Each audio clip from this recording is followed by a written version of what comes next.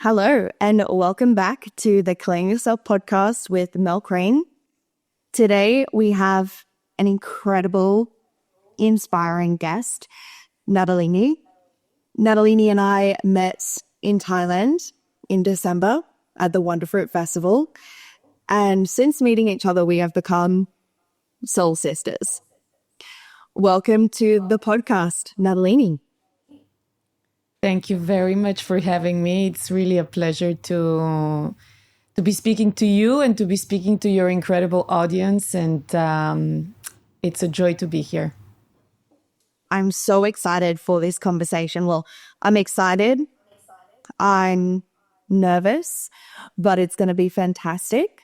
And we kind of just want to start with a disclaimer for anyone listening that our conversation today is of serious nature. We're going to be talking about childhood sexual trauma, and we're going to be talking about healing, growing, and recovering from this trauma.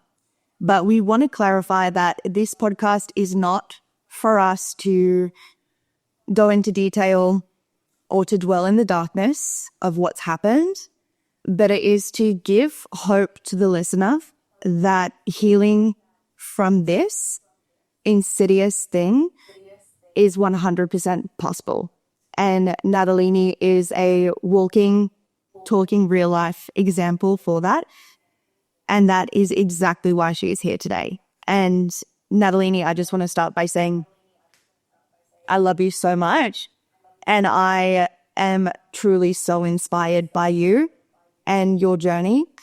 And you're giving me hope for what's in store for my future, going down the path of healing, which is a really big thing for me. So thank you.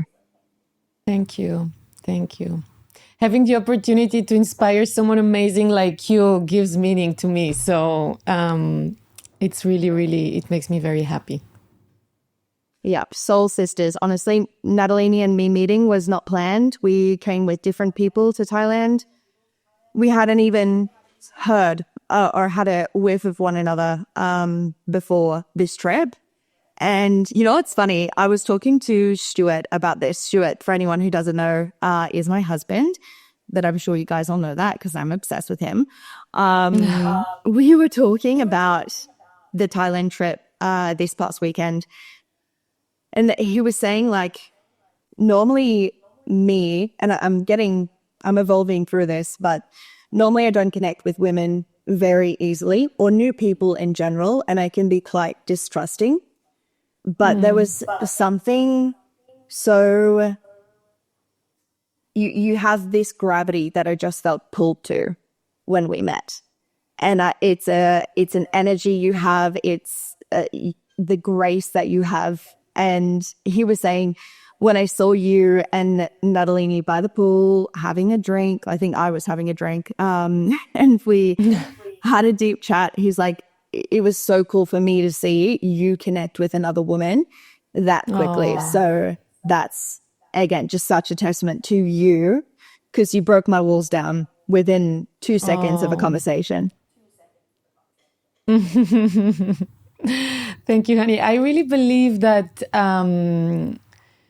people connect, when you click with someone and it's super fast and you feel like you've known them forever and it's just so easy and it flows. Yeah. There's a reason for that. I mean, people explain it differently. I think you and I, we share a lot of stories, a lot of experiences, and that kind of enters our energetic field. So before we even know that we have so much in common, we already sort of are drawn to each other because, and then we find out later on it's because we have actually so many things to learn from each other and so many ways in which we can grow each other. So that's it's not a testament to me, it's a testament to the beautiful universe that puts people together in the right time and in the right place, Totally. And you know what, that's just made me think about how difficult it has actually been to organize this podcast, guys. Like it's taken us a few weeks, and everything that could have gone wrong has gone wrong. The last thing being my laptop just dying after 3 years yesterday. So I'm so happy we've worked it out. Me too. Let's get into this. So basically, for all the girls listening, I really want you to understand why I am in love with this woman. I don't feel this way about people. Rarely, like basically never feel this way about people. So I want to paint the picture for you guys to understand Natalini's history, who she actually is. So we're going to take a little bit of time today to talk about her life, and then we're going to move into the healing process, because I think it's important for you guys to understand who this incredible woman is. So I'm going to start by reading through Natalini's bio, which is going to give you guys some light, and then we'll continue from here. So Natalini is an entrepreneur, creative, and philanthropist. Her personal journey is one of overcoming and recovering from abuse, codependency, addiction, anxiety, health issues, and overall a dangerously low sense of self-worth.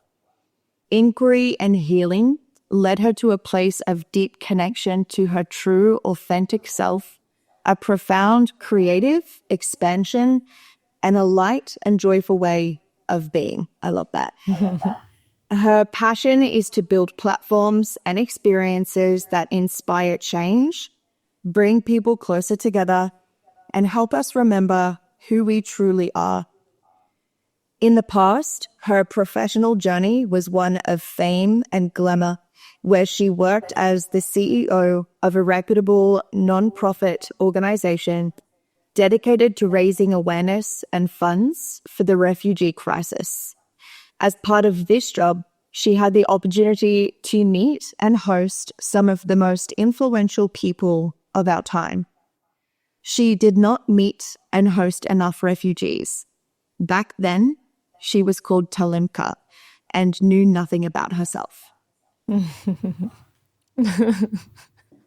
Every time I read that, I just get so hot.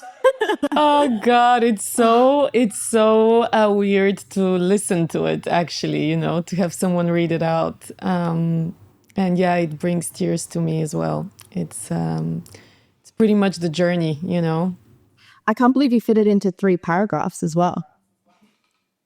I've been trying it's really funny. I've been trying to kind of rewrite my bio for the past few months, and it wouldn't come out. And like, I wanted to say so much, and there is like obviously a certain limitation, Mm-hmm. And when you asked me for a bio, this came out in like 3 seconds. This is like, I haven't even edited it. Like, it's just the first go, So, and that makes me it reconfirms my knowing that now I'm ready to come out and be that person and talk about everything and carry my story with joy and lightness, not with the heaviness and the darkness of it all. Yeah. So, yeah. Which is a really hard place to get to. And I think for a lot of people, you just don't know that there is light on the other side of walking through the darkness. I think for a lot of people, I guess myself included, the healing process itself just seems so scary because you got to look at your shit. But this is what I want our listeners to hear today. Your story and where you are now is just so vastly different to what people are genuinely scared of in their healing process. We forget that there's light on the other side. I don't know if you can go through that process if you don't believe with every ounce of your being that there is light on the other side, because that's really what keeps you going. For me, I knew that on the other side of all of that, I'll find something. I didn't know what it is. I didn't know what I will find.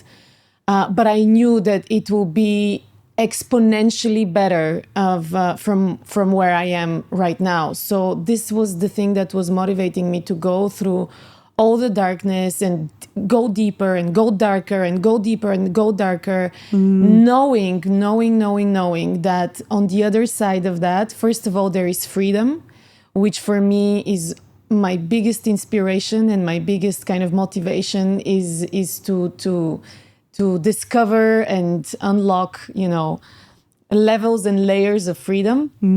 But also there is always a gift.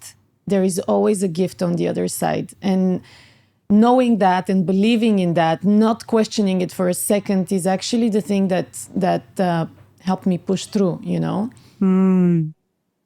And there is no doubt about that. Like, there is absolutely no doubt. And anyone who is maybe, at the moment kind of contemplating their healing journey or is starting to understand, the trauma that they carry and so on, like, I can tell you with 100% certainty, there is absolutely no doubt.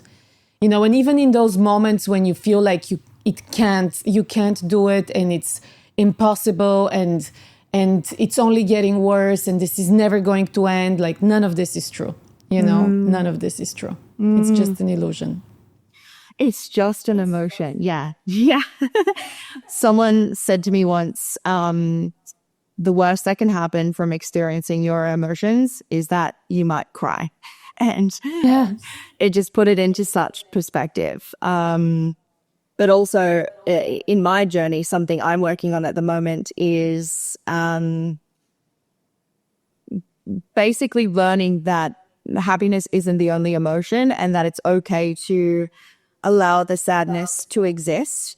And I was telling Natalini, I've pulled back from taking my anti-anxiety medication, and the last few weeks have been very intense. And congratulations, sweetie. And you inspired me to do that as well. Oh, that means so much. Yeah, which is, yeah. So today, before this recording, there was so much that came up, and just letting myself process it.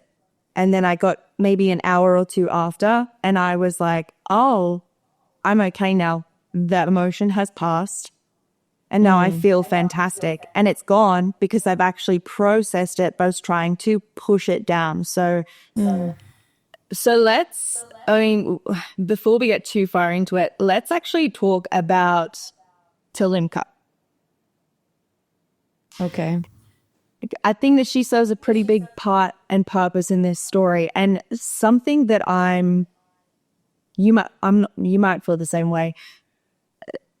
It's honoring the person who didn't know any better at that part of our journey, right? So why don't you tell the girls a little bit, however much you want, about Talimka, what her life was like, what her work was like, and connections.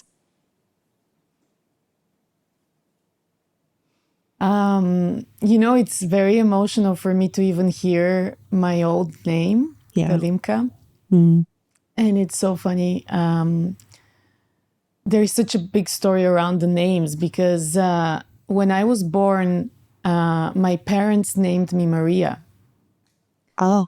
And I was raised by a lot of my upbringing was with my grandparents and especially my grandmother. And my grandmother was a politician and a very powerful woman in communist Bulgaria at the time. Wow. And she was very popular and her name was Talimka. And in Bulgaria, that's a very rare name. As a matter of fact, I am from Bulgaria. As a matter of fact, it was only my grandmother and I that were called this way. So it's a pretty rare and pretty unique name, right? And so when my parents named me Maria, the story goes that the day after, when my grandmother found out, she stormed into the hospital, made a huge fuss, tore down all the papers, and single-handedly filled out new papers where she chose that my name would be Talimka after herself.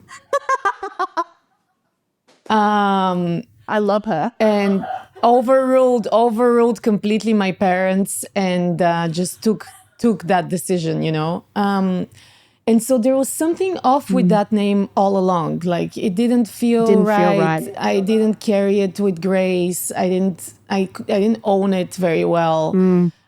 It was a heavy name because it was also very different. So of course it attracted a lot of attention. Growing up with that name was difficult, you know. But anyways, the woman that Talimka became, I feel like the person that I became carrying that name was really to a great extent a projection of my grandmother. She raised me to be a politician. The dream from a very early age was that I will become the first female president of Bulgaria. I grew up with that sort of agenda, you know, and that massive responsibility and massive sort of task, you know. And so she was an overachiever. She like worked her ass off. I always, you know, went to the best schools, got the highest grades, and then built an incredible career. Always, however, with this dream and motivation and end goal to actually impress my grandmother, you know, because Right. she was a person that was never impressed and it was never good enough. So it was this constant like needing to make it better and needing to grow and needing to prove something. And I was kind of hooked on that, you know. I was hooked on that kind of weird game, you know, where the cheese is always moving and you can never really get the cheese. And that kept me going a lot, you know. So I did, you know, with my previous identity and my previous sort of life, I did achieve a lot. I was running a very reputable nonprofit organization. I was hosting these very high-level events where we would gather heads of states, prime ministers, presidents, heads of UN and different international organizations, a ton of celebrities from all around the world, a ton of like private sector leaders, and of course the philanthropists and humanitarians of the world. It was a community of very powerful people that supposedly get together to find solutions for the refugee crisis. And I was at the helm of that. You know, I was the face and I was the CEO, and I was building and running that organization, of course, alongside an incredible team and an incredible group of people. But to a great extent, it was really my sick ambition and my very, now I understand, or honestly unhealthy drive that took me so far, you know. But also on the other side of that. So it was funny, like on the front end, the facade of Talimka, or Tali, how everyone was calling me at the time, was this amazing life, you know, going to all these amazing places and hanging out with famous people and, you know, gala dinners and glamour and, you know, the whole like attires and dresses and diamonds and, you know, the whole thing. And a lot of that on Instagram, all over Instagram, me living this kind of perfect life. Yeah. But on the back end of this story, there was actually a very broken girl, you know, not even a woman, a very broken girl that was barely keeping it together. And I was drinking a lot. I was addicted to weed. I was smoking cigarettes. I was living a very disconnected life from my body, which eventually I understood why this was. But my health was a complete mess. I had massive issues with my gut. I had acute acid reflux. I would have like these week-long crises with my stomach where I couldn't get out of bed because it's that bad, you know, and nothing would make it okay. And I was constantly living in very toxic environments, you know, very toxic, very abusive environments. I was abandoning myself constantly. I was having these very unhealthy relationships with men. and really dangerously, it's very important, like a dangerously low sense of self-worth. And the word dangerous is important because I would get myself in dangerous situations as a result of that, you know.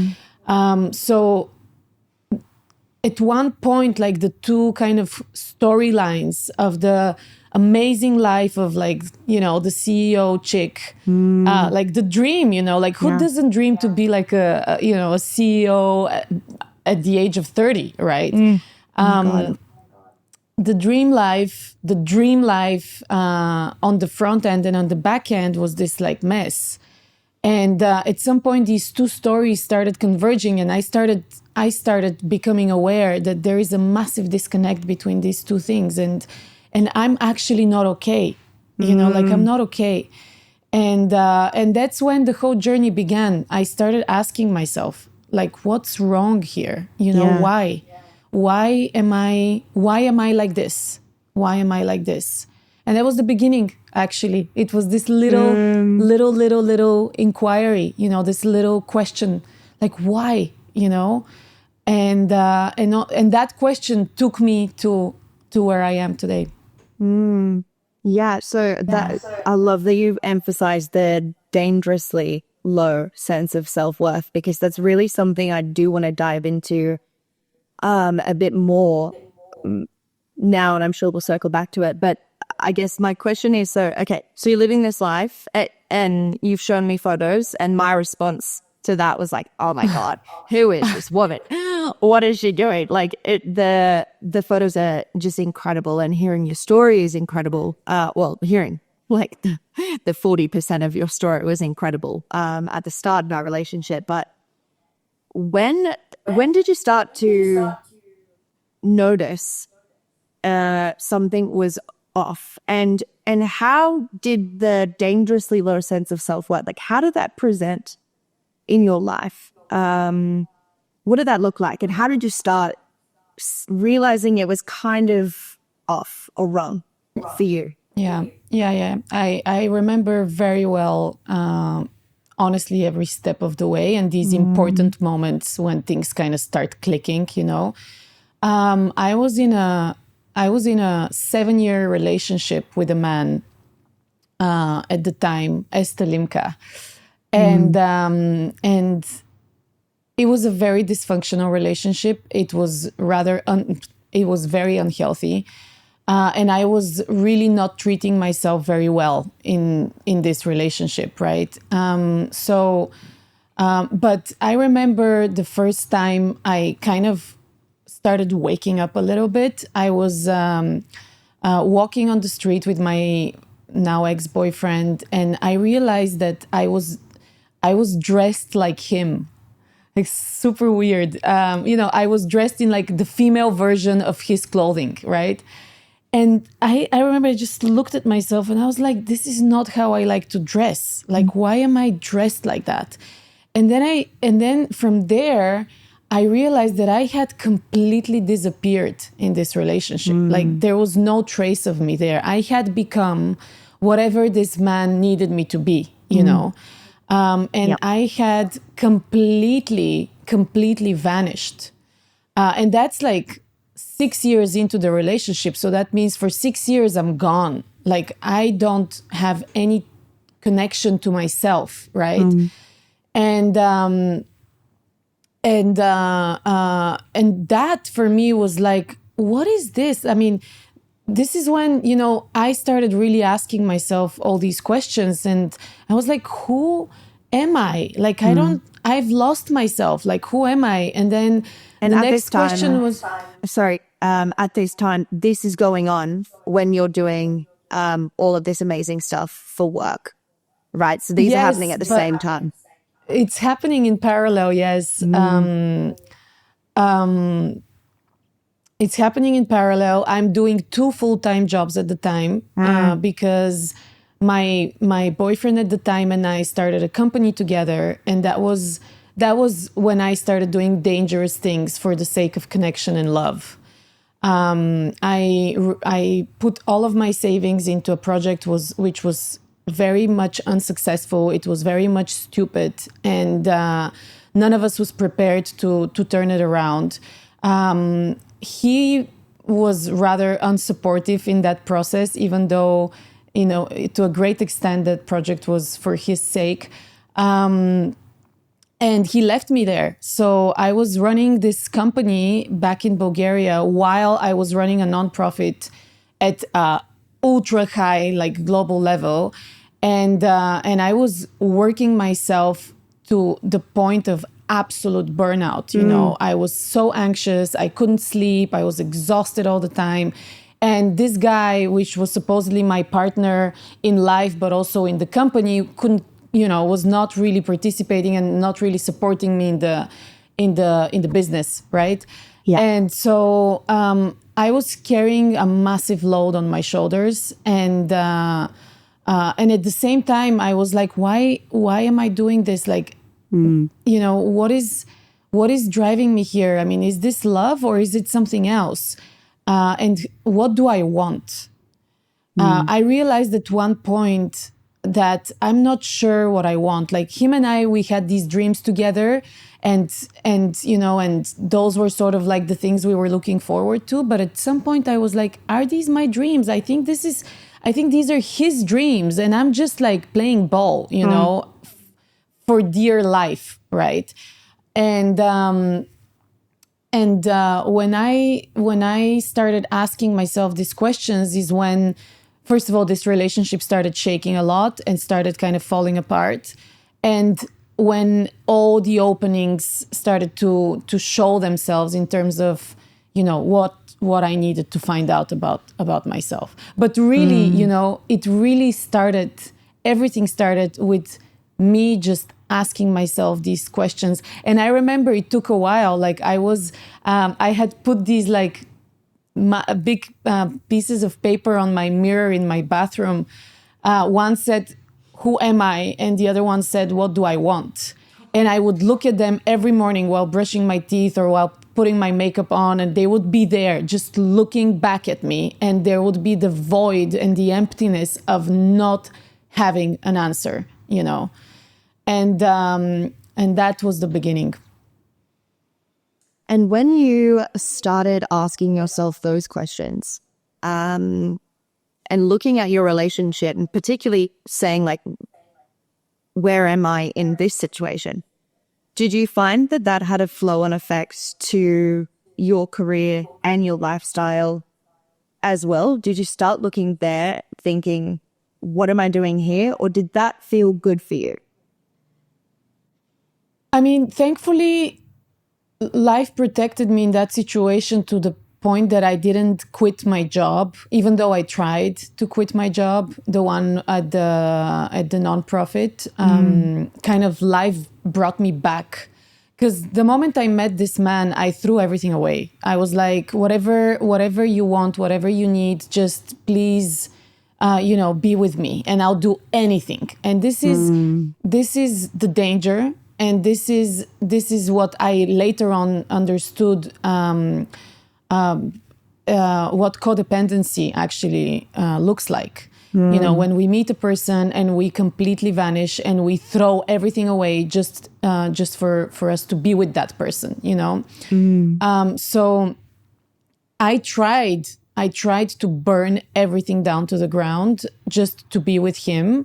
And thankfully, there is a higher power and a higher force that protects us in these situations. So I kept my job at the nonprofit while trying to build this company together with him. So I was living this absolute mess of a life. Professionally, I was accelerating. I mean, at that time, I got appointed as a CEO. At that time, the organization started booming. I was accelerating like at a very, very fast pace. But I think in a way, to be very honest with you, work was one of my addictions, frankly, and it was one of my shelters. Like I would really escape through work from a reality that would otherwise be rather unbearable. That makes a lot of sense because, I mean, tell the girls a little bit about your nonprofit work. It's pretty incredible. And it's full on. Yeah, an organization called the Global Citizen Forum. You can look it up. We were curating very high level conversations around global citizenship. Yeah. But we were kind of looking at that concept initially through the lens of forced migration and the refugee crisis. And eventually we expanded the topics of focus to different areas of social impact. We've supported a number of grassroots organizations that work in many different fields, like girls' education, empowering women, with business training in developing economies, women from underprivileged backgrounds, a lot of work with refugees, a lot of work with eventually we started kind of opening up the portfolio to projects with oceans and climate and coral reef restorations and all these kind of things. And it was beautiful. I mean, I was in love with that job and I was in love with that project. And I think that's one of the reasons why I managed to kind of take it this far. And I was very good at what I did because I loved it. I loved it dearly. But it was also coming from a rather unhealthy place because I was still kind of hooked onto that weird programming around like proving that I'm worthy. This was my tool to prove the world and myself that I'm worthy of love or worthy of attention or worthy of like anything. But anyways, I've had the opportunity to work with people like Robert De Niro, with Akon, with Usher, with Nicole Scherzinger, Ricky Martin, a lot of influencers and let's say emerging artists and a lot of government. I mean, we've hosted events with like more than 10 prime ministers being present at a time, Wow. And so I had the opportunity to work and meet Kofi Annan in person, Barroso, a lot of very, very, very powerful people. And I was very inspired. I was very young when I started this. And I do carry definitely the philanthropic sort of bug in me or the humanitarian bug. And so it was something that kind of really spoke to my heart, the possibility to do something meaningful that helps, people that are suffering at such a brutal extent, meaning the refugee population. And I was very inspired because life put me in this very, incredible place of so much power and so much influence and so much money and so much, visibility and such a massive platform. And I was like, of course, we're going to do something so meaningful for the world. There's no way we won't do it. I mean, all the ingredients are there. So I threw myself in it, and I lost myself in it a lot because at some point I was like, I never thought I'd be surrounded by people like that. I grew up in like small Bulgaria. Yeah. I mean, we didn't have celebrities at the time, like these people for us, it's like, it's a different planet, So I did get lost in this world for a moment. For a moment. Fair enough too. I mean, I think like even for me, I fangirled over you so hard. Obviously, I already loved you, and then seeing and learning about you working with all of these people that I knew or that I've like sung to in my car or I've watched them on my TV screen. I was like, who is Natalini? Like, this is an incredible life. And as you say, coming from Bulgaria as well, was it a small town you said you came from as well? No, I came from the capital. I grew up in Sofia. Yes. I was born in a small town. But yeah, I grew up in the capital. But still, like, it's a tiny place, Yeah, from that to this. Massive transformation. Yeah, massive. Yeah, it was huge. It was huge, but at the same time, when the whole excitement around this, glamorous world kind of settles down, at one point it becomes rather, normal. And that's when I started seeing the truth behind everything. And that was one of the very, very important breaking points for me, was realizing that all of these very famous and powerful people, a lot of them maybe have good intentions, but we are not able to do the right thing together, and we're not like the global refugee population increased by almost 3 times during the span of my career, which was about 10 years. And now it keeps growing and it keeps growing. And so for me, it was like, whatever we're doing is not working. And I can't keep carrying that badge of honor that I'm doing so much for the refugee crisis, when in reality, I know that there's more and more children that are stranded in camps or dying in camps and are not surviving the winter, and so on and so forth. And for me, that was a big source of sort of disillusionment, depression, and burnout. And this is when I decided to stop working for that organization. Oh, okay. Okay. Yeah. Okay. So that's completely understandable too. I think once you realize that celebrities are really just people and your work for you went so deep, you traveled to, was it Congo where most of your work was based as well? So you were telling me stories about Congo and Thailand, just incredible and scary and wild, the stuff you've seen there. So to be immersed in that and then to come back to, I guess, the glitz and glamour and the well-meaning celebrities, that must have been so It was such a wild. weird. I mean, I think about it a lot. I'm like, why did life give me that? Like the two extremes, but like really the extremes. Like on one side, and I'll never forget, like the last event I did was, I think 2 or 3 years ago. And we were supporting the UN Refugee Agency, UNHCR, and they invited me to visit the refugee camps in Jordan. Wow. And I went to visit the camps, and then a week later, I was hosting a gala dinner that was a fundraiser for that organization. So, like in the space of 1 week, I would go to probably one of the most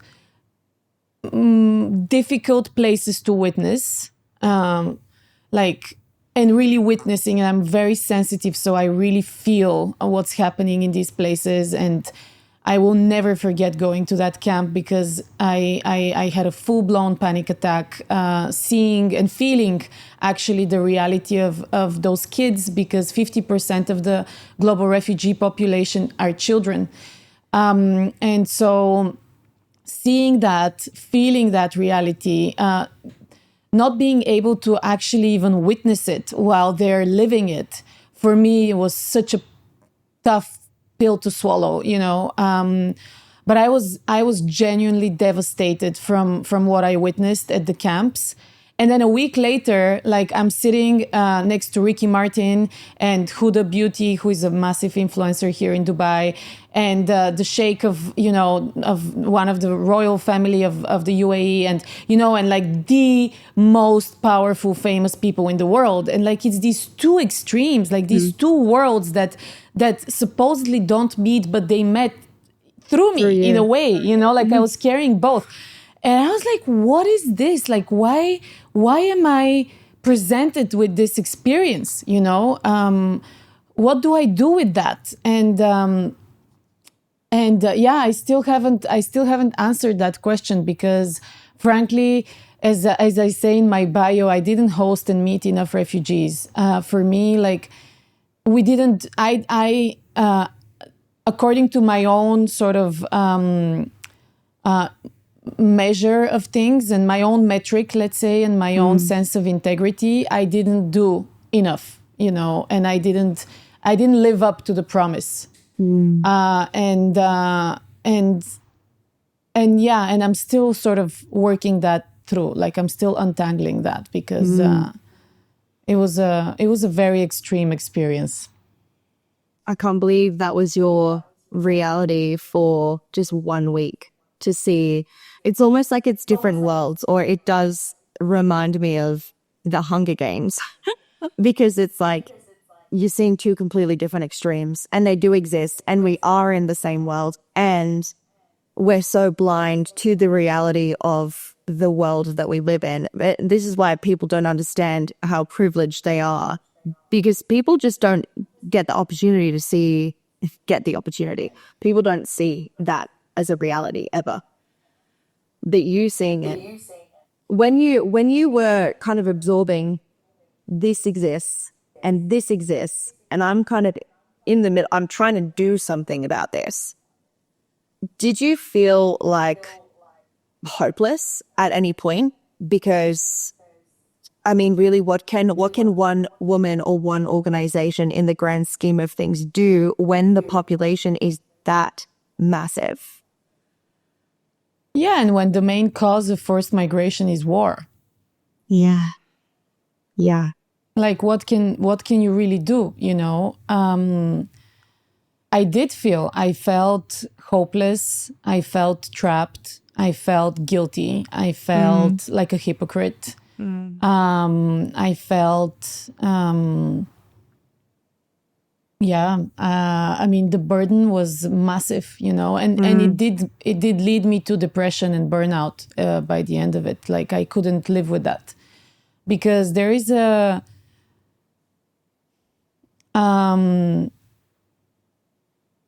I feel like, you know, the whole philanthropic and humanitarian space has a very low bar when it comes to, you know, the accomplishments and achievements they congratulate themselves for. I feel like the bar is pretty low, you know? And so I was walking around this earth, people like, you know, giving me awards or inviting me to speak at events and congratulating me all the time for like how important this work is and how much I'm doing for this world. And like receiving this praise for me was like a slap in the face every single time, because I knew that we weren't doing enough. Like we weren't doing much, let's be honest, you know?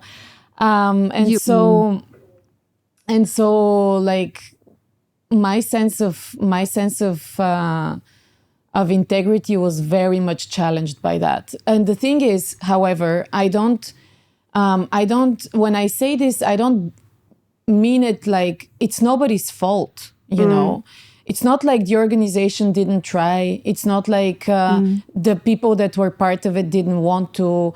It's just that specifically that problem, the refugee crisis, is such a complicated and such a loaded problem that it's very, very, very difficult to create kind of deeply meaningful change. We can alleviate, you know, we can be the aspirin, you know, but we cannot really solve much.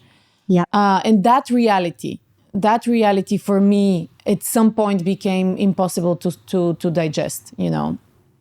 Do you think this might be a ridiculous question, but do you think there was any connection for you between like constantly chasing and elevating the bar, trying to achieve more and more, to, I guess, live up to your grandma's expectations of you, always achieving more, and then you're doing such, like, the thing is, okay, you might not have solved the refugee problem, but how many people aren't even aware? You know what I mean? How many people don't even think about that as part of their day-to-day? So you're doing something. But was there any connection between the reality that you actually couldn't fix it? You couldn't do a quote-unquote good job of that? Did that do something to your psyche when you've been chasing always doing better? Does that make sense? Yeah. I mean,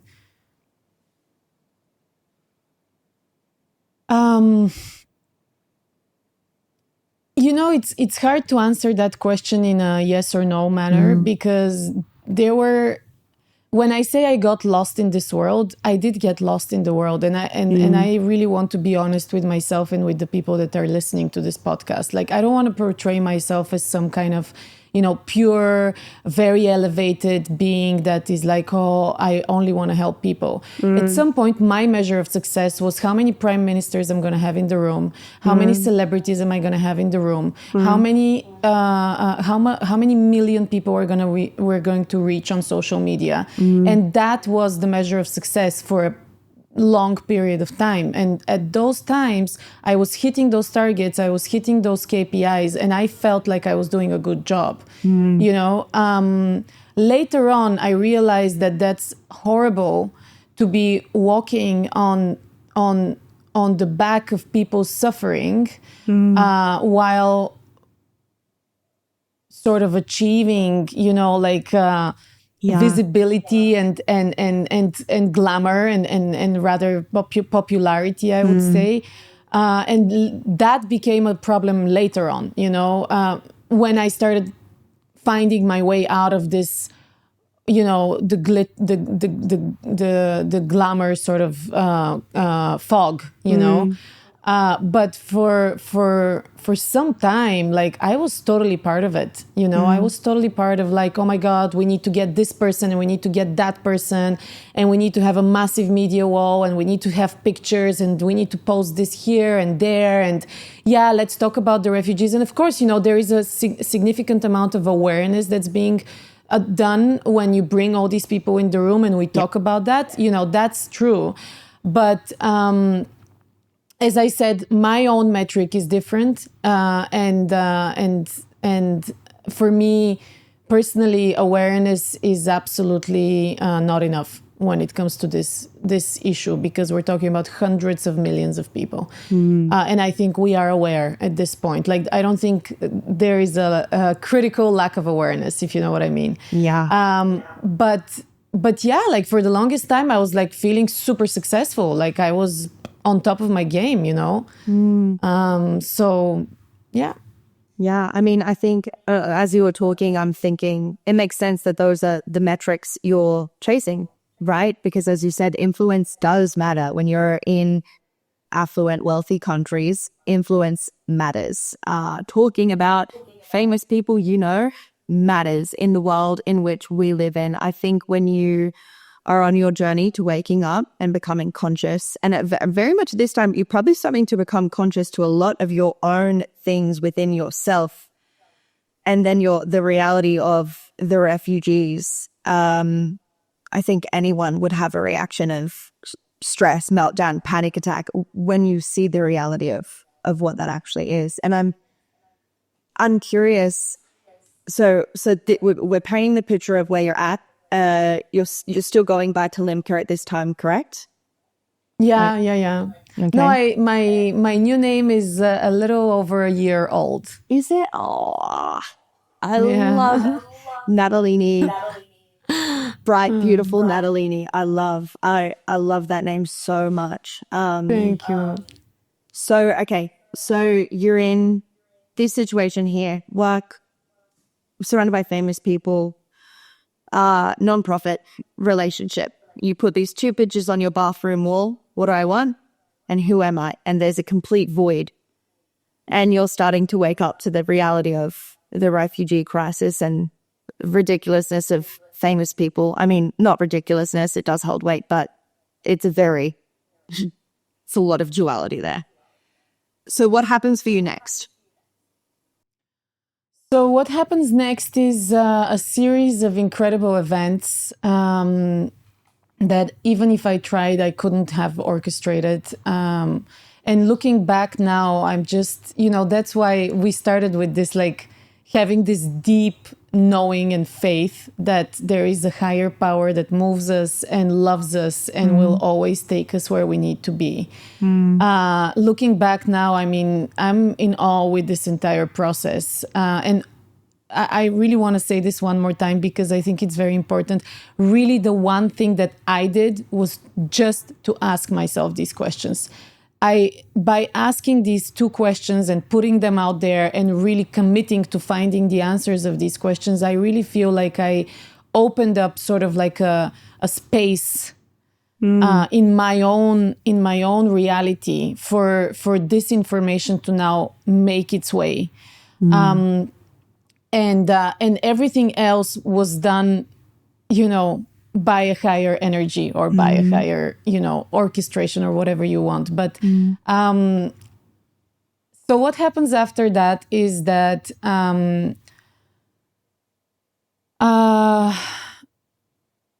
my father died.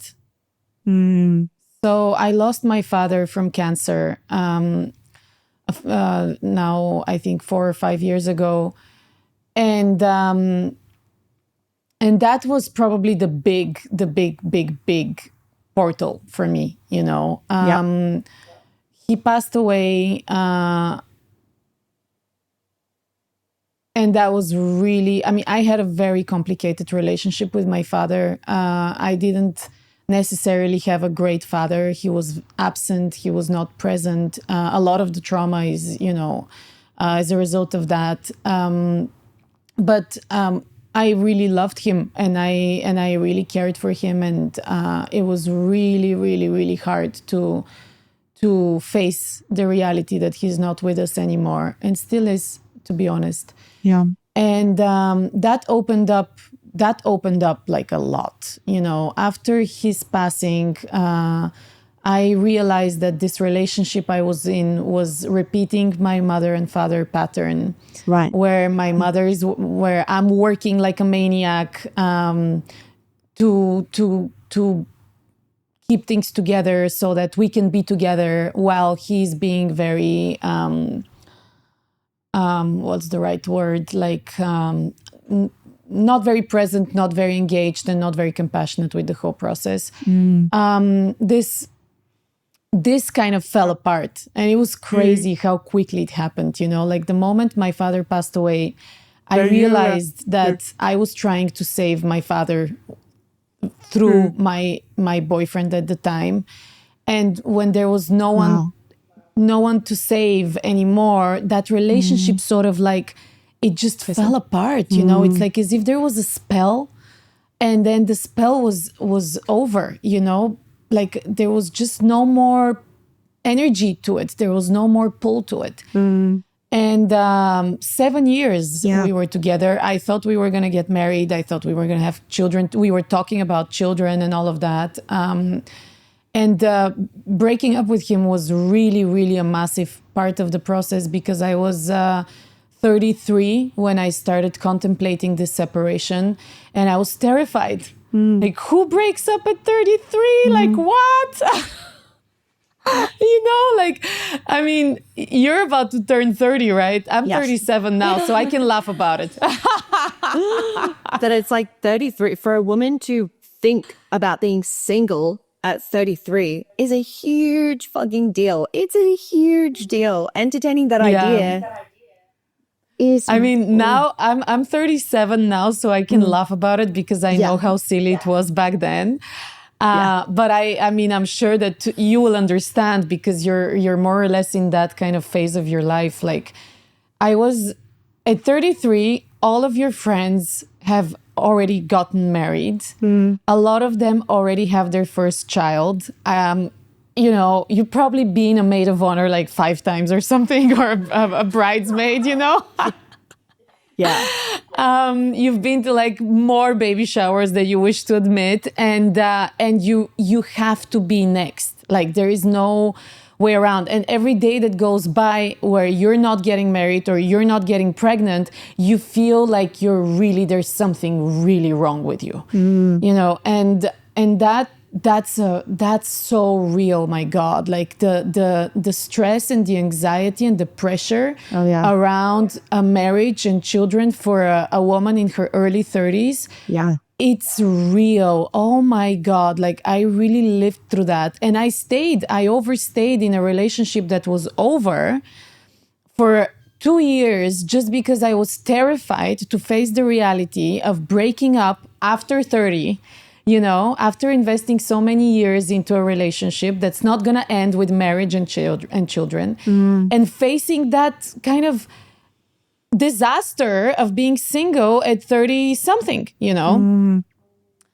And I remember I was like, because at some point I realized that I can't, like, I'm going completely against the flow, you know, and I can't I can't keep staying in this relationship. Like it's just not working, you know? And at the time I was drinking a lot. I was also like, my health was deteriorating. I was not able to grieve my father's loss. Like I was bottling up a lot of emotions. I had no idea what was going on, zero awareness on how to deal with these things, you know? So of course, alcohol, weed, Of course. work, you know, those were the escape routes. And I knew that something was terribly wrong. And I remember I was laying in bed one day and I was like, my God, like realizing that I need to break up with this guy, you know, and just sitting there and going like, my God, like, what am I going to do? Like, and I started Googling being single at 33. It's so specific. Like, So specific, never do it. Nothing good comes out. Never do it. I mean, like, never Google those things. And I started reading these forums and all these like horrible scenarios. And like, you know, I remember one going like, make sure you go to the gym every day because it's downhill from here on. And you need to make sure you keep looking good and you need to stay active and sign up for members clubs and things like that. And in a way, like survive this, you know, like you can do it, but you need to be really kind of like in a survival mode because you are out of the picture in a way. And you're past your prime and you're not good enough now. And like, it was probably your gym who wrote that fucking article in the first place. She's trying to get members. No, and it's like basically you're like, yeah, you're in a lot of trouble. That was the general feeling, you know. And but I mean, at some point I needed to accept the situation as it is. I was like, okay, I'm in a lot of trouble. I can't stay in this relationship anymore. This is not the right relationship for me. It's gone. It's over. You know, it's not even, I wasn't even coming from a place of this is not a healthy relationship. The relationship was over. You know, when it's over, It's like, done. and you can't, and you're dragging it around and like it's done. And I was like, okay, well, I mean, whatever, like, if that's the case, that's the case. So I jump, you know, I jump into the unknown and whatever happens, right? But Can it was I- really... Can I ask you, just for the girls listening, just because I'm thinking, and I'm so glad we're talking about the 30 situation, because I'm 29, I turned 30 this year. I And know, exciting. I know, I'm excited for it. I will have a breakdown about it, but I am excited for it. But a lot of my girlfriends are in the same boat as me. They're freaking out about turning 30, or I've got clients and friends who are in their early to mid 30s who are single, who genuinely feel like they've been left on the shelf. And the way that that impacts their self-worth and their sense of themselves. And this is why I actually don't think I told you this. In Thailand, when you and I were sitting by the pool, and Philippa as well, who's another incredible woman. I took a photo of you two and I sent it to one of my best friends who had just had a massive meltdown about turning 30. And I said, guess how old these two girls are? And she was like, I don't know, like late 20s. And I was like, they're like 37. Can you calm down? And they're single and they're traveling and they are thriving. But oh my God, life is amazing at 37. I just want to say. yes, good. It's amazing. For those girls, the decision for you to walk away, when did the fear of being single at 30 stop being bigger than the fear of staying in a dead relationship?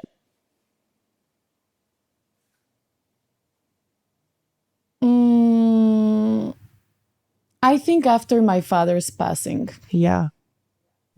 After my father's passing, like that made things very real for me. I mean, death is a big deal, man. Like, it's a philosophical experience, you know, and it really kind of puts things apart from many other types of experiences. It comes with this very strong kind of philosophical kind of weight to it, because you really realize like you're mortal too, you know, like the big realization for me was like, I'm gonna die too. Like we die, you know, like, and it was the first time, like, I mean, you know it in theory, but like, it was the first time for me that someone in the family passes. It was my father was 59 when he died. He died before my grandparents, So I hadn't had like a funeral in the family before. So it was really like, my God, like we too are going to die. Like it's not like it's gonna come to me as well. And this comes with, I think like contemplating death is one of the most beautiful things we can do, because it makes us come back to presence, and it makes you really like all this noise and all this crap around like, oh, I'm 33 and I'm single and I don't have kids. And it just falls off, because the sense of your own mortality kind of brings you back to the place of enjoying the present moment, enjoying the fact that you are alive right now. And not only are you alive, you're healthy, you're full of energy. There is, hopefully time in front of you, and there is more life to be lived.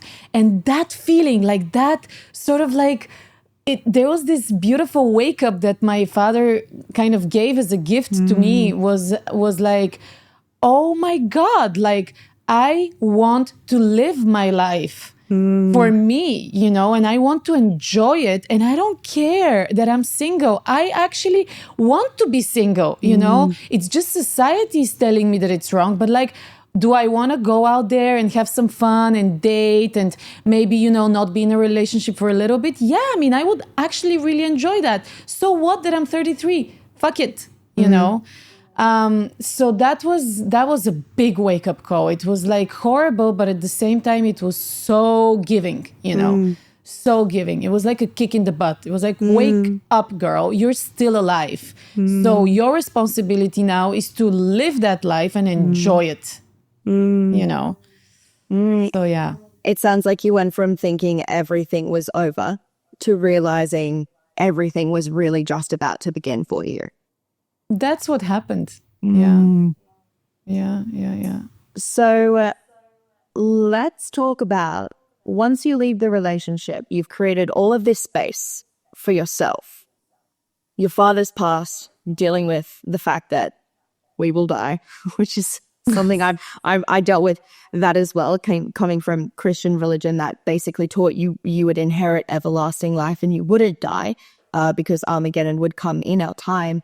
I remember confronting...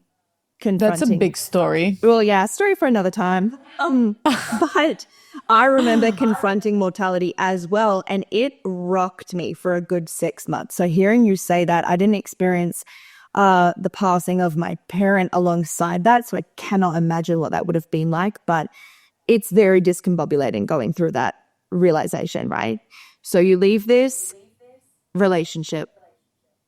Then let's talk about the transition between being Talimka and becoming Natalini. So when did you become conscious to things that were unhealed within you? Yeah, the moment I ended this relationship was the moment I liberated myself from a structure that was really keeping me sort of in a small place, in a small space where I couldn't explore myself further. And that liberation gave me the space to go and answer those questions that were still on my bathroom mirror. What do I want? That was like the biggest one. My God, I was like, it was giving me so much anxiety that I don't know what I want.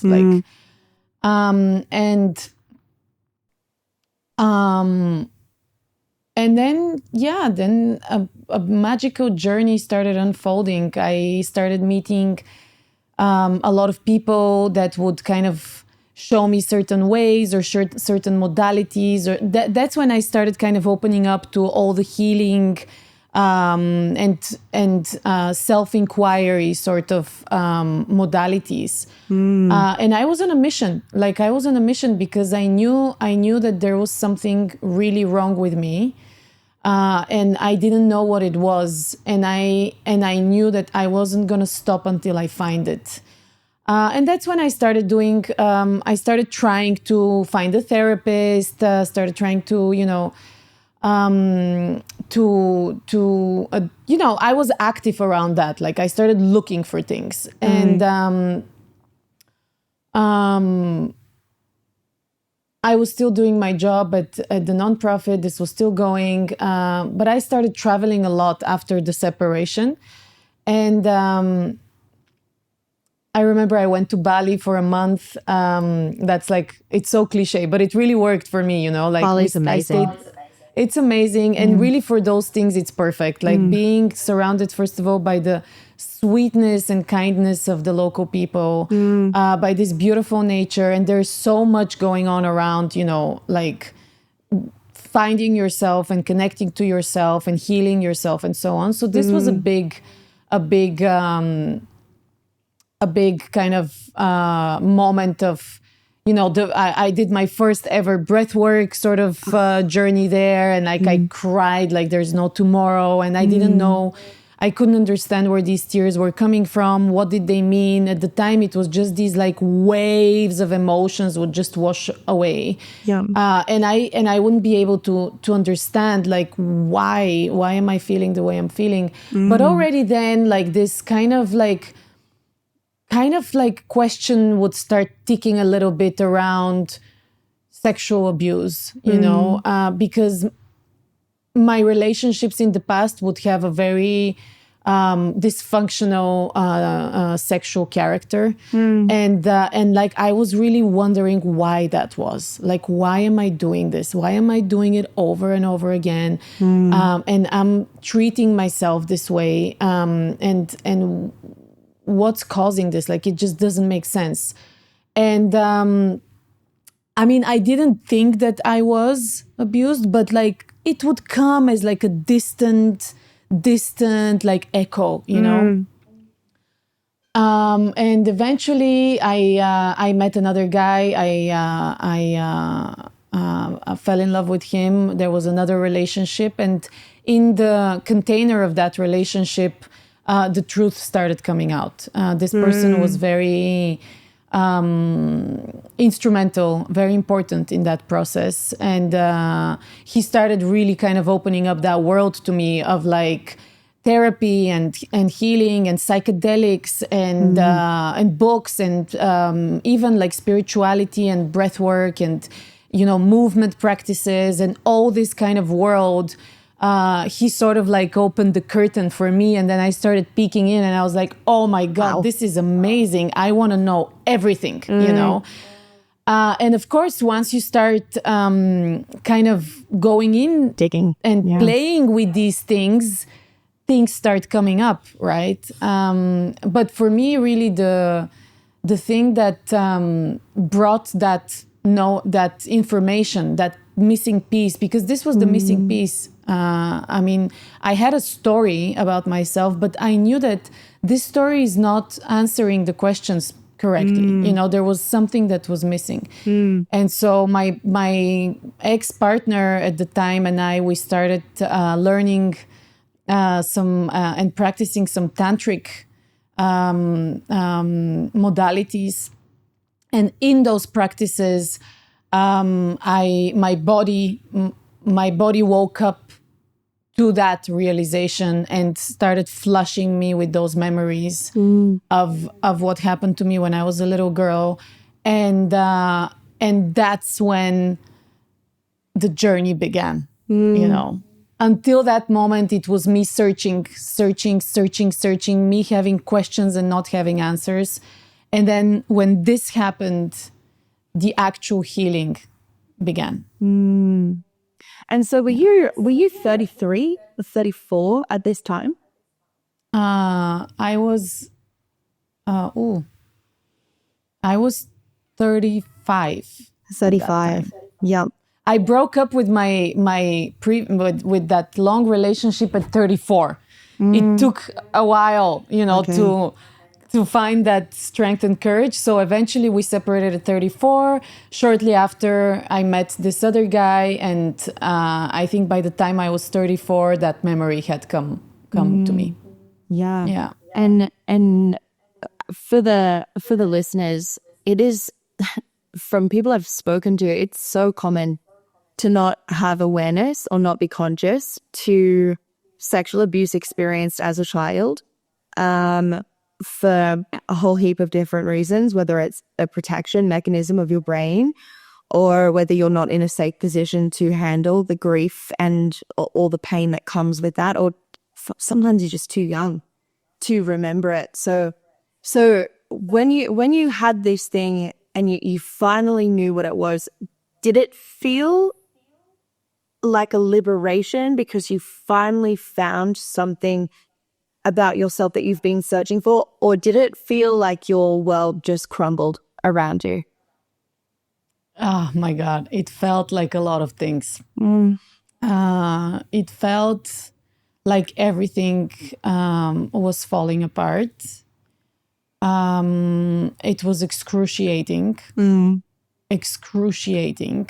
And you're right, there was a sense of liberation because a part of me was like, Finally. now it makes sense. Now everything makes sense. Like I had found the missing piece that I was searching for, and then everything started falling into place. Everything. Like I would look at my past, at my the choices, the behaviors, like the things that I did to myself, in the past, and I was like, yeah, now I know. Now I know. And that was the good thing,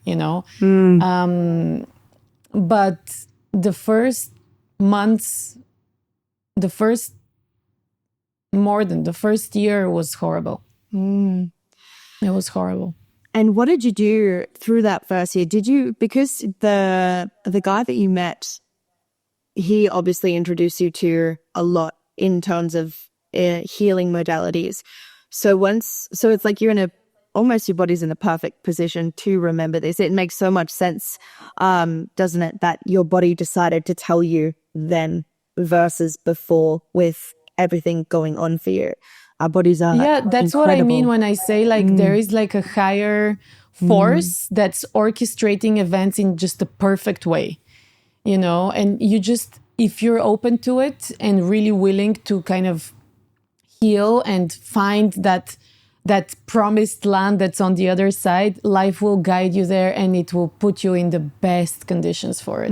So yeah, in that sense, it was perfect. It was perfect, yeah. And so that first year, we'll kind of touch on it and then move. So the first year, what did you do for yourself in terms of healing modalities? Especially, I really do want to talk about this, both of us do, with you girls listening, because this trauma is no fucking joke. The aftermath of this trauma and dealing with the emotions associated is awful. But looking at it, both Natalini and I have experienced this, and looking at it and working through it is incredibly worth it on the other side. Going through it is not easy. No one can say that going through it is easy. So I really want you girls listening to know that there is ways to manage the aftermath of dealing with this stuff. So talk me through the first year. What did you do?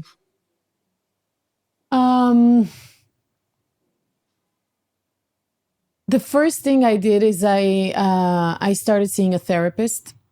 And I'm seeing that therapist to this day, once a week, religiously. Doing therapy is, for me, my own experience. I also really want to urge the girls that are listening, or whoever is listening, to know one thing. Like, I think everyone's experience is unique, and everyone's path to healing is unique.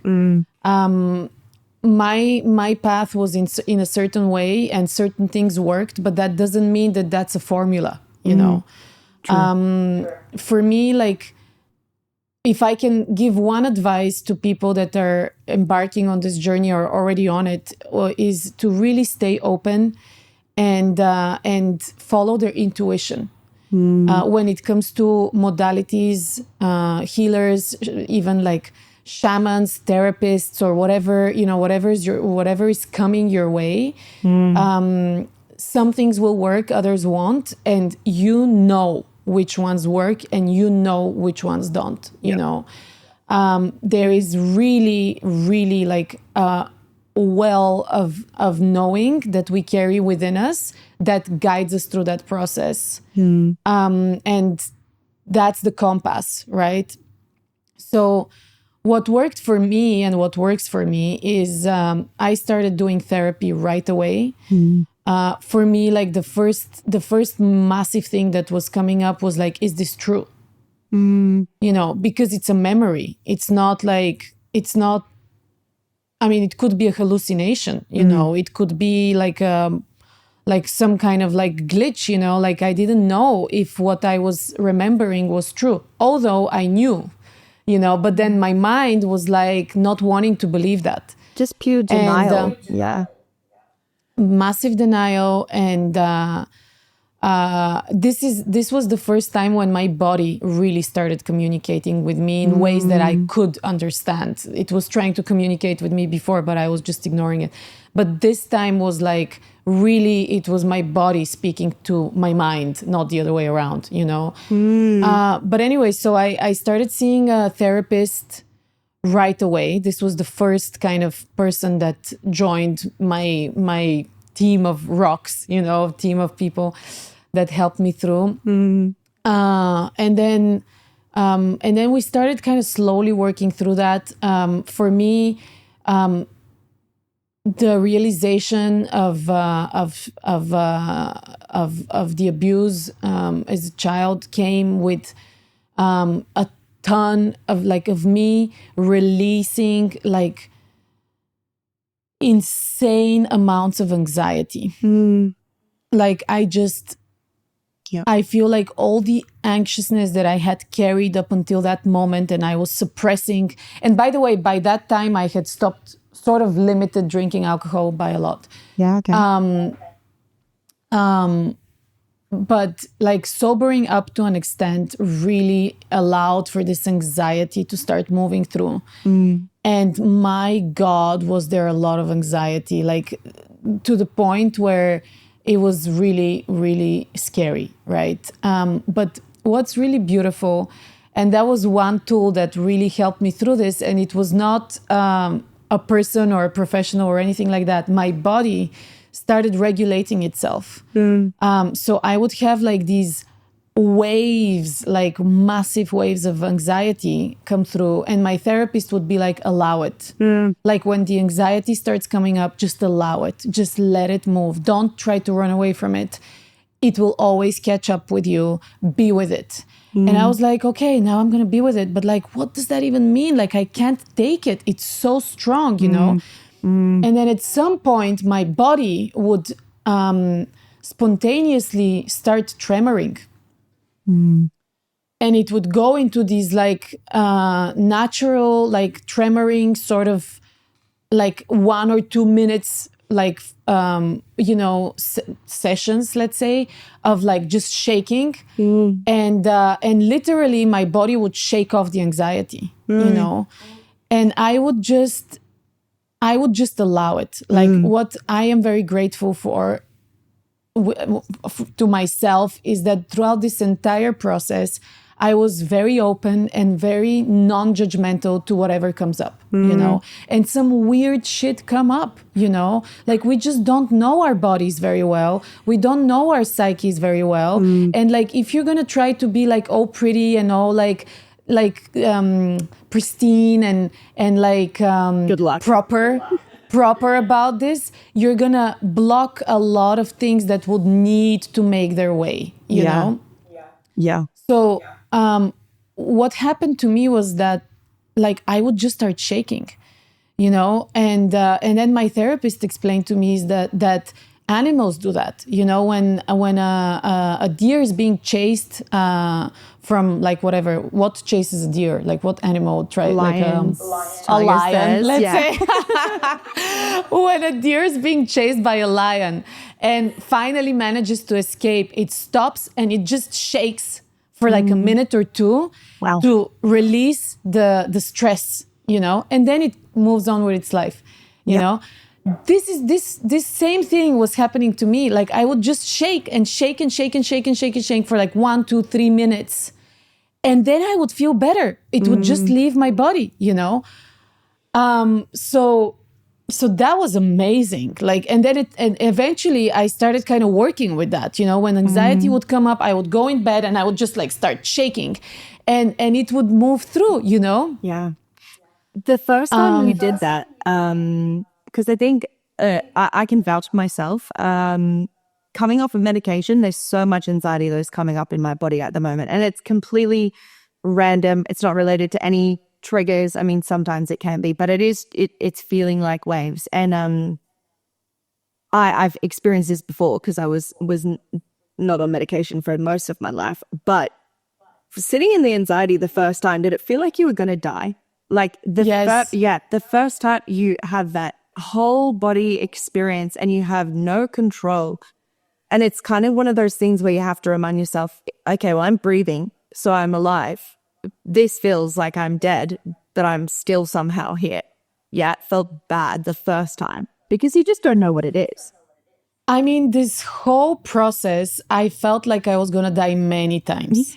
Yeah. Like many times. Oh, And as a God, yeah. matter of fact, I was dying. Like parts of me that were keeping me safe, these adaptive sort of mechanisms that were Yeah. keeping me safe when I was not able to feel those feelings were falling off. And that feels like death because we are creating all these kind of protective behaviors.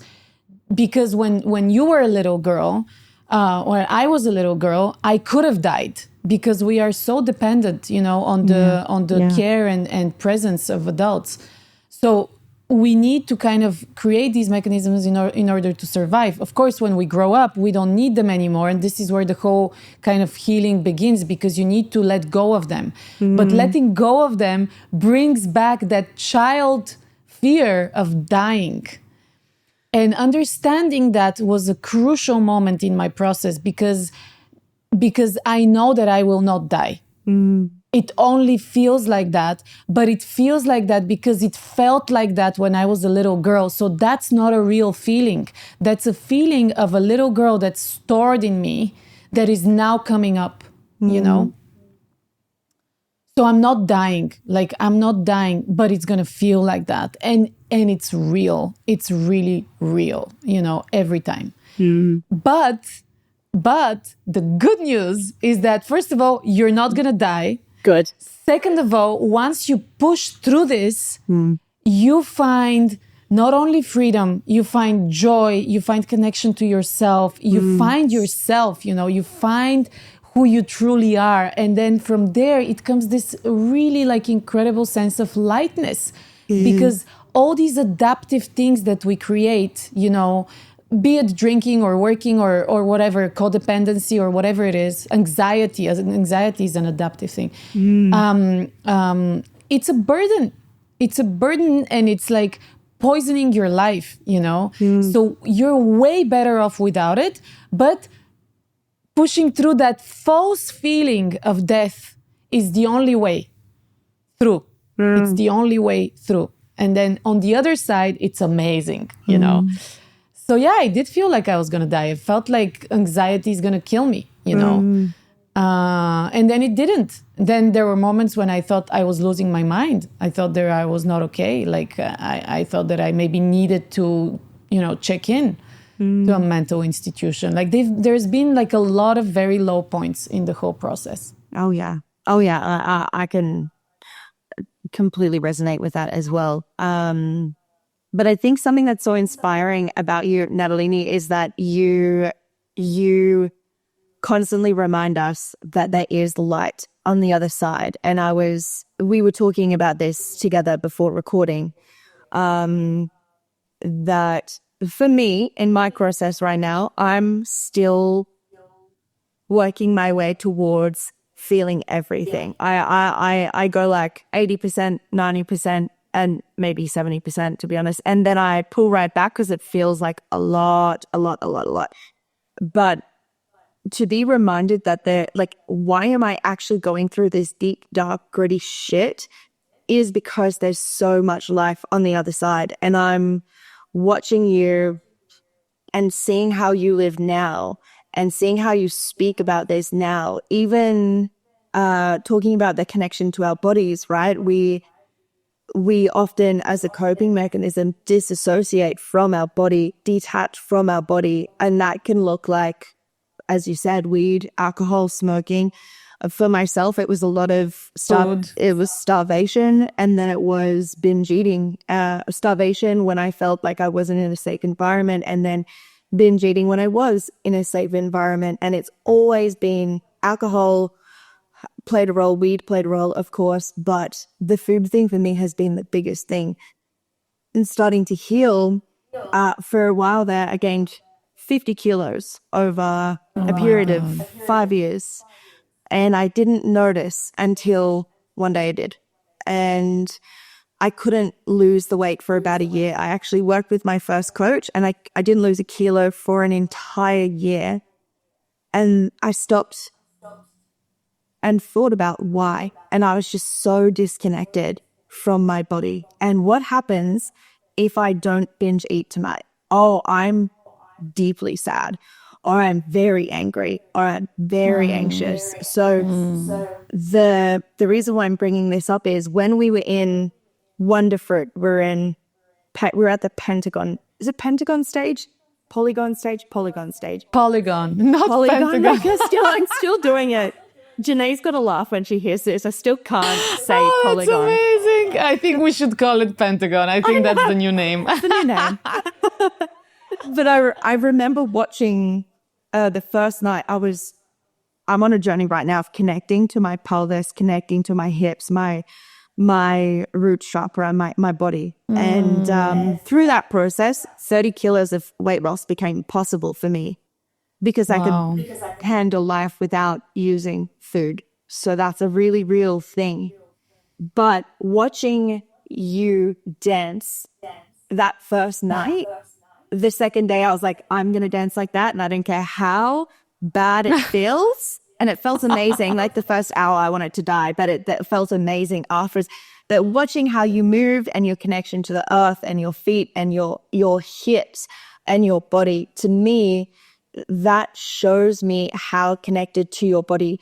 And you've just come home to yourself and to your body. Is that how it feels? Yes. Yeah. It's exactly how it feels. You come home to yourself and to your body, and it's real. And life is completely different once you find that connection to your body and that sense of safety in your own body and feeling at home in your own body. It's just a completely different dimension of existence as a human being. Completely different. Yeah. That's one of the biggest gifts I found through that journey, was coming back to my body.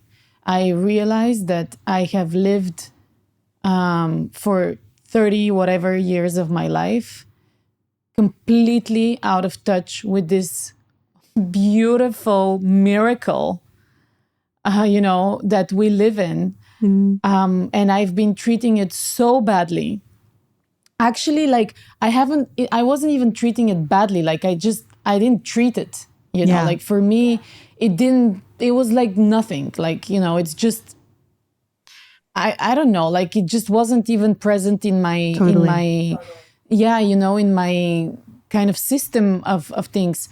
And like it's not there. It's not a concern. It's not something you think about. And finding that connection and coming back and feeling that love, and feeling that sense of care, and then feeling the pleasure and the joy of like the everything that this body does. I mean, like it does so many things. It's really one of the most amazing gifts I have found as a result of this process, was coming back to my body. It's amazing. I remember doing breath work in Thailand, and breath work is something I've wanted to get into for so long. But again, I've been a little nervous or very nervous about what will come up. And I was with Jay, and we were in Thailand in the middle of this crazy noisy festival doing breath work, so grounded and connected to the people around us while there's just like stages and stages pounding around us. And we did this breath work where she had us open our mouths so wide so that you could fit 4 fingers. It must have been 3 fingers. Wow. Which just, you just felt so silly doing it, but you just did it because you're in Thailand doing breath work. You're not going to be embarrassed. You're going to commit. And so she had us just breathe into our belly, into our pelvis, and exhale for 45 minutes. And the amount of anger towards my father that came up in that process, but at the same time, so much forgiveness and so much understanding that anger has been very misplaced on myself and on my mother and on other people, where the anger belongs on this man, and I don't have to carry the shame or the guilt anymore. But I've never felt that in my body before, and I swear that came from like my deep gut, just connecting through breath. And I Absolutely. I was the same as you. I remember hearing someone say that their body was a temple, and I remember thinking, what does that mean? What do you mean your body is a temple? And now it's something I can resonate with. But back then, it didn't. It felt like my body was something I wanted to get rid of, because I didn't want to feel anything that was in my body. But absolutely. when you're talking about doing the healing and coming through the other side, why don't you talk to us more about the joy on the other side of healing, right? Because people are never going to do this work if they think it's all pain. Like, look at me. I'm like, oh, okay, you say it's good. I'm going to believe you because you're walking proof that it's good. But how would you describe that to people who might currently be back at the beginning, who might currently be smoking weed, eating food, drinking?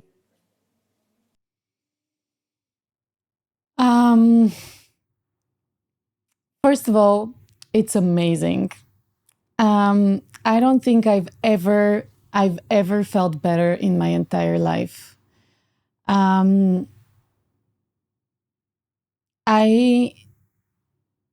I say I'm connected to myself, what I mean is that I know what I like. I know what I love. I know what I want to do and what I don't want to do. For the first time in my life, I'm able to say no. I'm able to have boundaries. I'm able to speak up when something is not okay. And that's a lot of power for someone who didn't have that power in the past.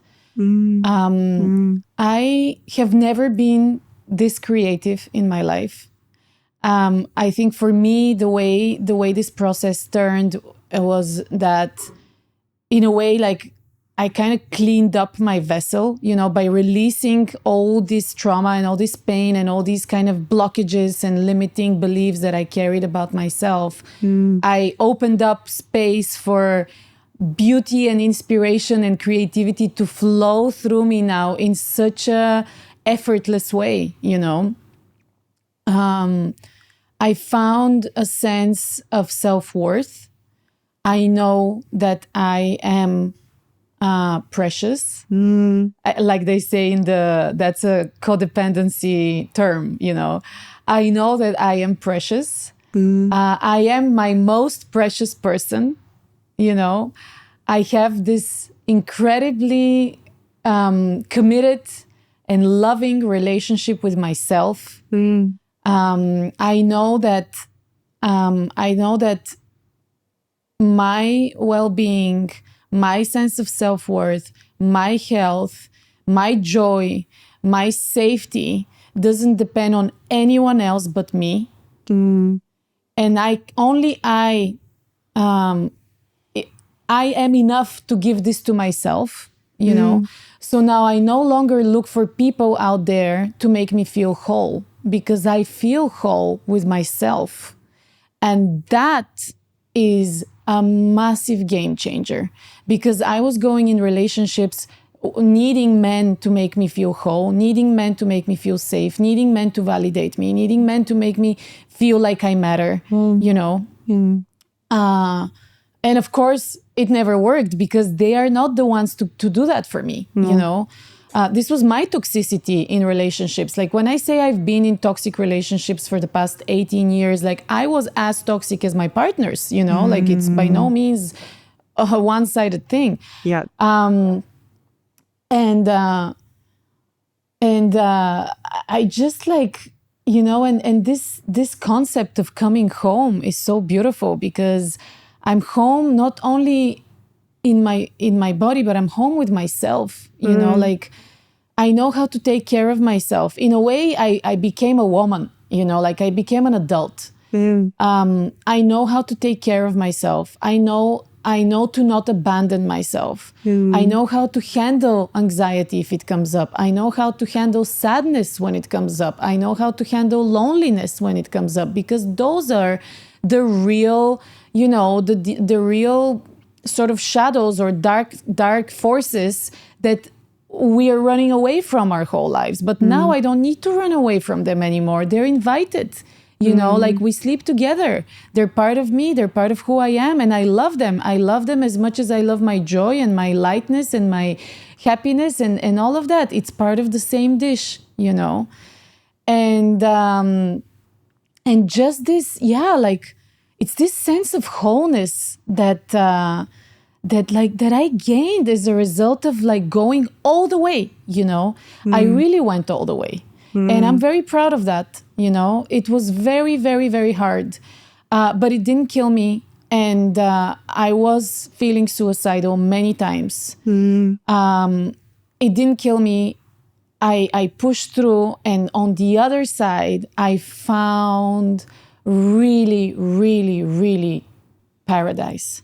And you know what? I'm 37 and life has just begun. I feel amazing in my body. I have so much energy. I have so much inspiration.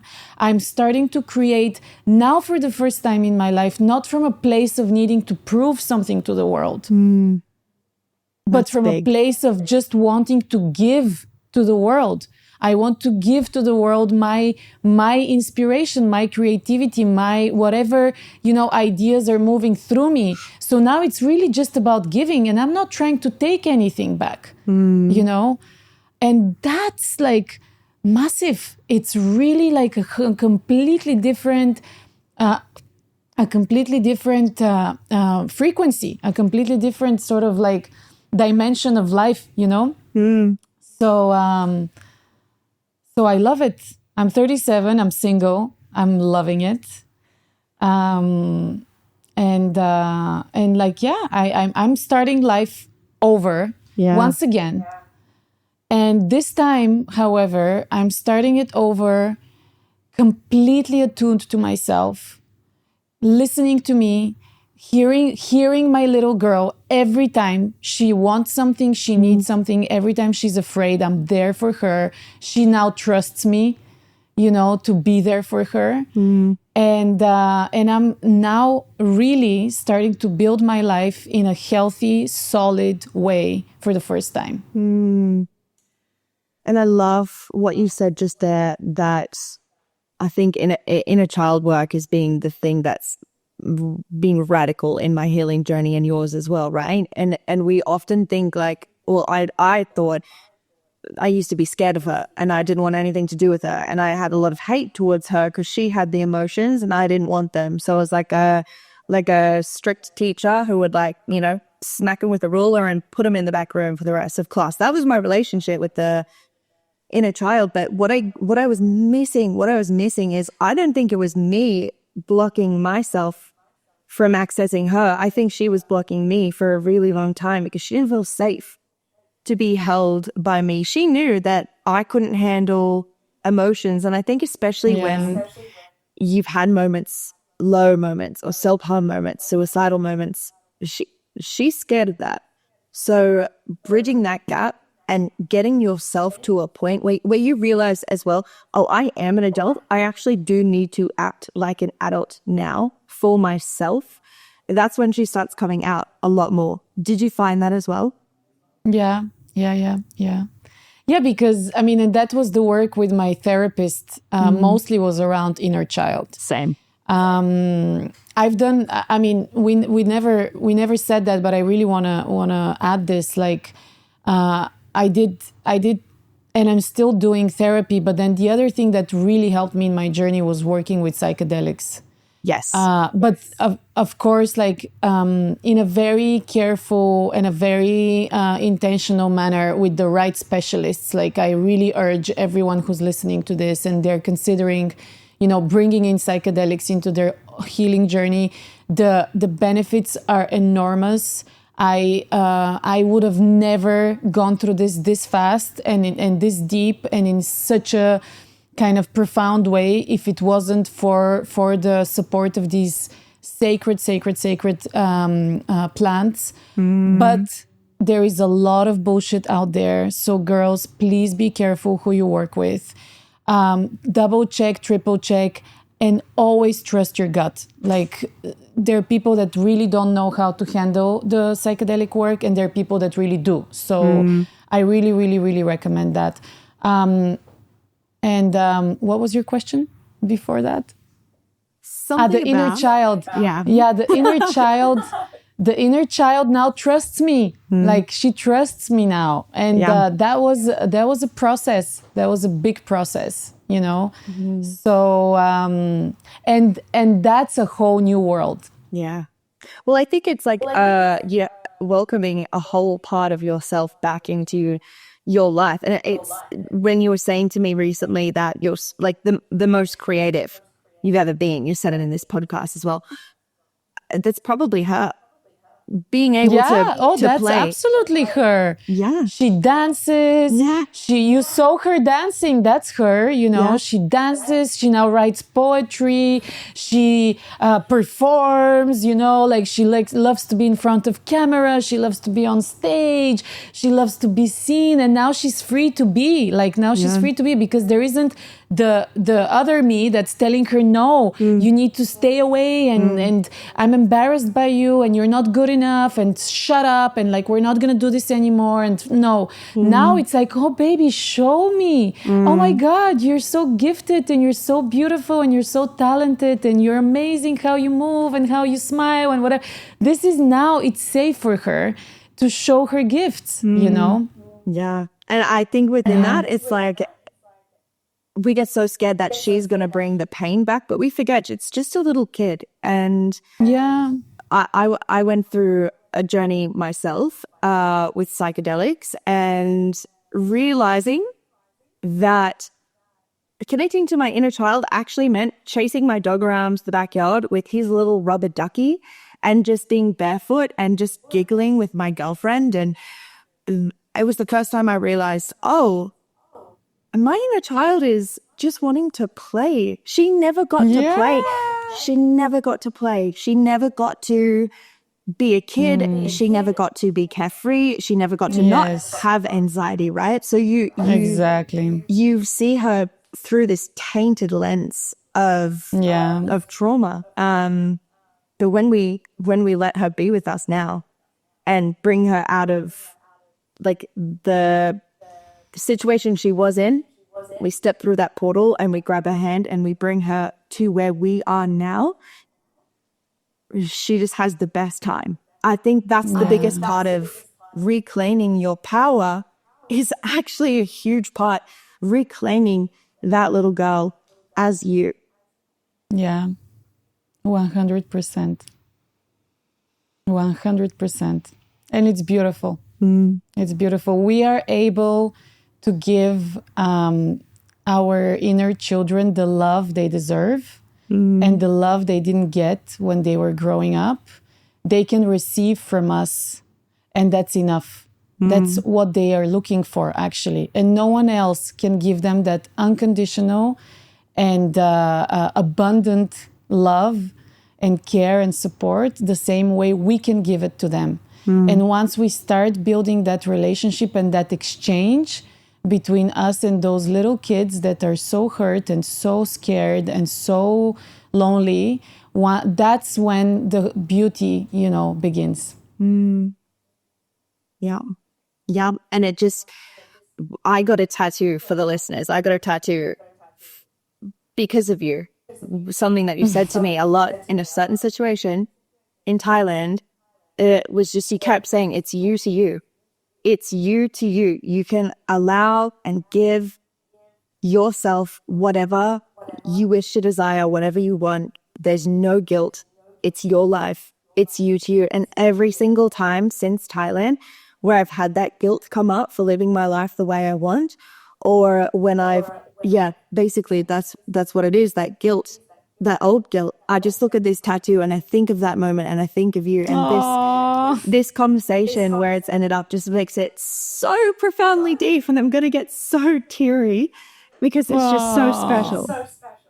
That's so beautiful. That makes me very happy. Yeah, like a massive realization for me that I carry to this day is that everything I'm experiencing is actually only between me and me. There's no one else.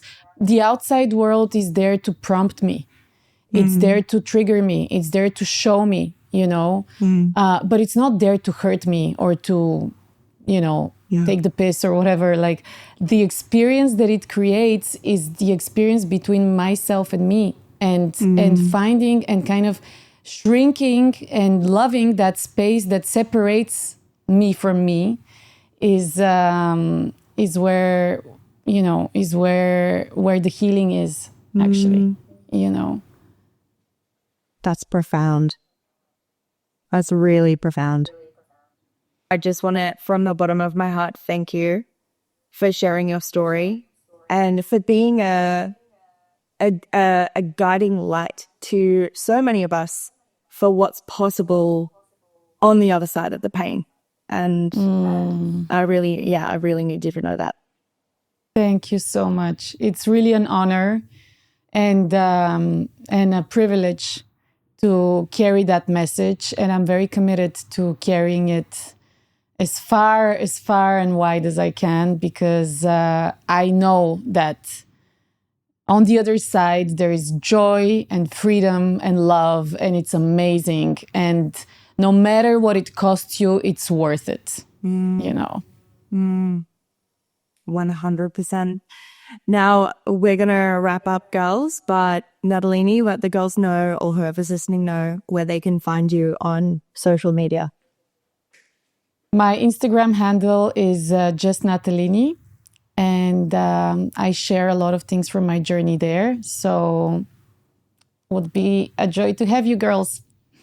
And if anyone wants to reach out or has any questions, please feel free to message me there. I'm very responsive, and I'm really here to support anyone who's willing to walk that path. Well, thank you so much for coming on. And girls, if you've made it this far, as always, I love you. I'm obsessed with you. And I'll see you next time.